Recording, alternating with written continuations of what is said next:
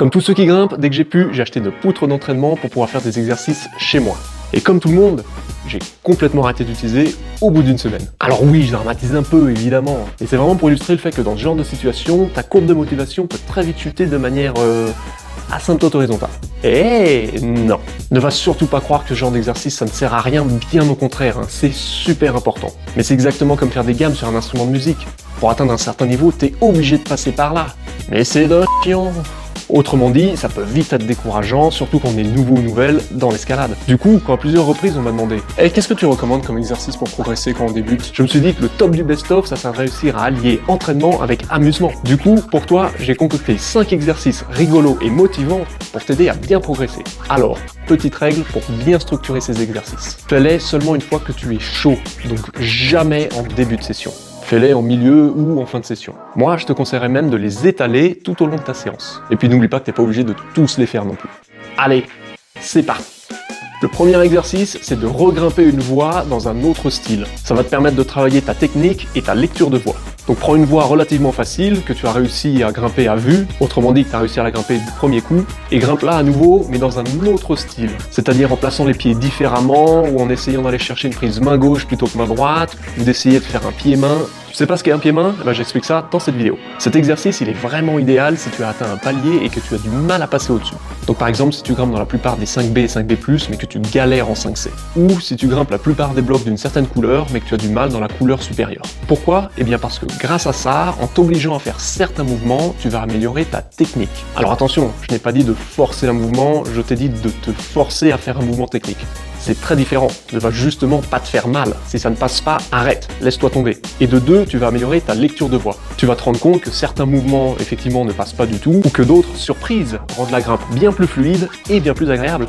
Le deuxième exercice, c'est de regrimper une voix en sautant des prises. Donc voilà, toujours dans la série regrimper des voix, avec cet exercice, tu vas pouvoir développer ta musculature ou ta flexibilité. Alors comme l'exercice précédent, hein, tu prends une voix que tu as facilement réussi à grimper, à vue, autrement dit, du premier coup. Donc si c'est une prise que tu as utilisée la première fois juste pour les pieds ou juste pour les mains, essaye de l'éliminer complètement.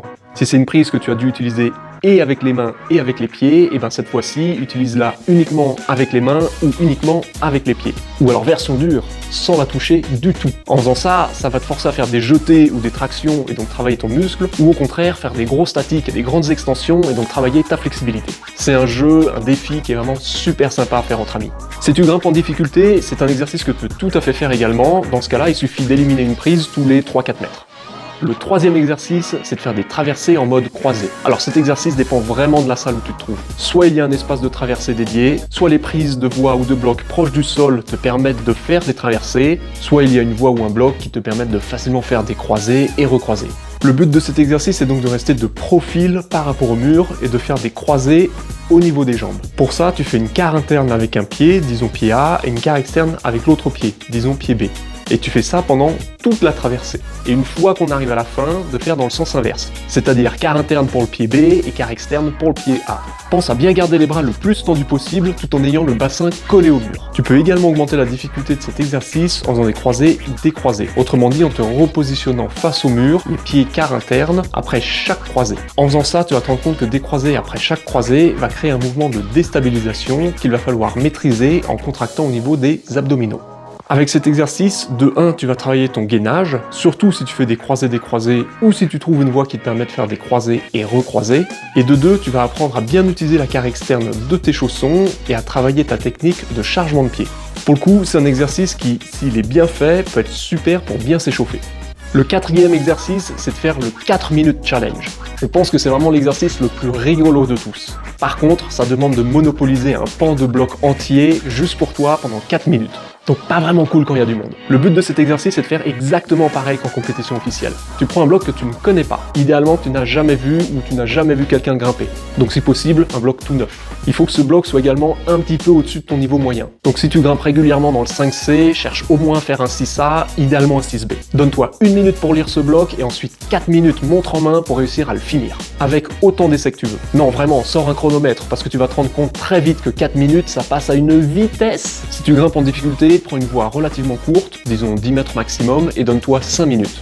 En bloc, pour que cet exercice soit intéressant, il ne faut pas réussir à sortir la voie avant au moins le 3e essai. Et idéalement en enchaînant le 1er et 2e essai. Cela va alors te permettre de travailler ta résistance. Si tu réussis dès le premier coup, tu n'auras rien travaillé du tout. Va chercher un autre bloc. Tu l'auras compris, le but n'est pas forcément de finir la voie ou le bloc, mais de bien fatiguer le muscle.